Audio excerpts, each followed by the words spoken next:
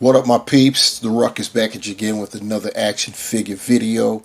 This is going to be a quick hit. This isn't going to be a review. You see what we got going on right here in front of us. We've got Spider-Punk from the Spider-Man Across the Spider-Verse Part 1 movie. Wave of fake retro card action figures. And I wasn't going to open this up. I've been sitting on this entire wave plus Cyborg, Spider-Woman for since they originally came out. We all know when that was. I wasn't really interested in opening them up or doing a review. Anybody that's been rocking with me from the beginning knows that I'm a neurotic completionist. So I got the wave for the express intent of just having the wave, keeping them on card, mint on card, not opening them up.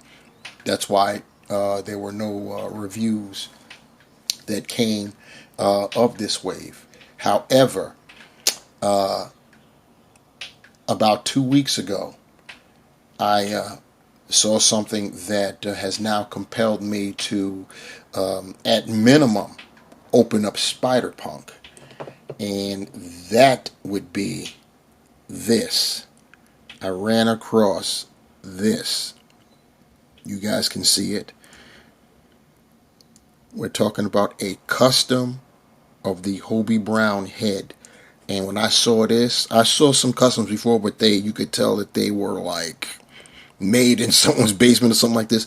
This thing here is dope. 3D printed, made with resin, and expertly painted. You know what I'm saying? He's got the rings in the lip and above the eyes and everything, and the hair, the dreads are great, as you could see. So I just had to get this, and I couldn't let that go by. So now, as a result, I am compelled to open up Spider-Punk. So we've got Hobie, or I should say Spider-Punk, out of the packaging now. So let's take a quick look at him, head sculpted especially. Just since I have him out of packaging, I may as well give him the once over. And I mean, pretty stylized. Looks pretty cool. There are the boots there. May as well show that too. But he looks pretty stylized. I still find it amazing that even though this is his total look in costume, that we didn't get an unmasked head sculpt for at least him, because once he unmasked, he basically stayed unmasked for the remaining time of his tenure in the movie.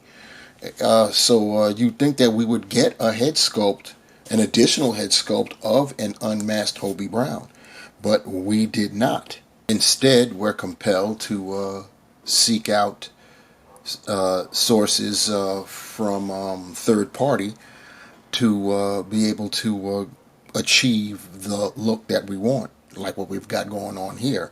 So here we have Spider-Punk with the Hobie Brown unmasked head sculpt. Now, of course, one would ask, how the hell did he get all of those dreads inside of his mask? But we're talking cartoons and we're talking superheroes.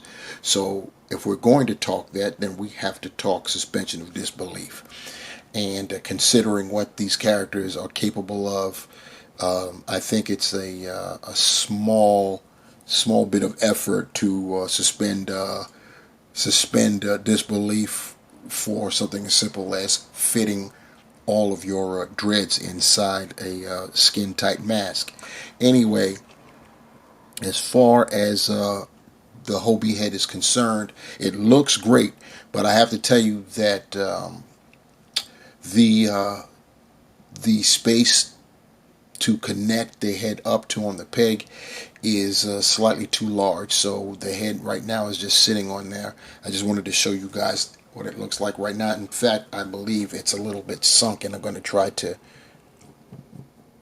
put it up a little bit to make it look, yeah, that looks a little bit better. I'm going to have to fill in the head so that way it will fit snugly, but it looks pretty good. So Oh, the knee is kind of weak there. I want to show the profile right there. Looking real nice. So I'm very happy with this custom. And yeah, that's better. In between segments here, I did manage to fill in that hole, so that way the head sits appropriately on that neck and it's not sunken. As you can see, the dreads are they do impede turning the head. You can do it, you know what I'm saying? So you can do it, and it looks good. You can see the neck because you see the web lines. So that's pretty cool. And you can get both sides, but you're not going to do the 360 thing because the dreads are just too much. And then, of course, you get it back to its normal state there. And yeah, that's our Hobie Brown, our Spider Punk Unmasked. And what would Hobie be without his trusty guitar? So I figured I'd throw that in for the final shot. You see what we got there? This is what we're supposed to have gotten the first go round with the Hobie Brown Unmasked head. I'm glad I picked this up. It definitely makes this figure what it was intended to be. Having the masked head obviously is good, but like I said before, he wore the mask for a minute or two and then he unmasked, and I don't believe he ever put his mask back on again. Maybe briefly at some point, but he was unmasked for the vast majority of his time on screen in the movie. So yeah, I'm glad I got this.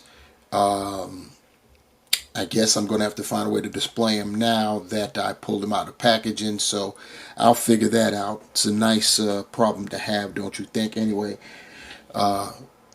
let me know in the comments below what you think about this Hobie Brown head, and definitely leave some comments. That definitely triggers the algorithm. Subscribe if you haven't done so. Like the video, and hit that notification bell, and hook a brother up. I need views. In fact, I need a little over 600 views, and then a brother can get monetized. That's right. So pile on, tell a friend. I don't care if you have to just put on one of my videos and let it play in the background just so it'll count as a view. Help a brother out. Anyway, on behalf of Hobie Brown, aka Spider Punk, I am the Ruckus. Peace.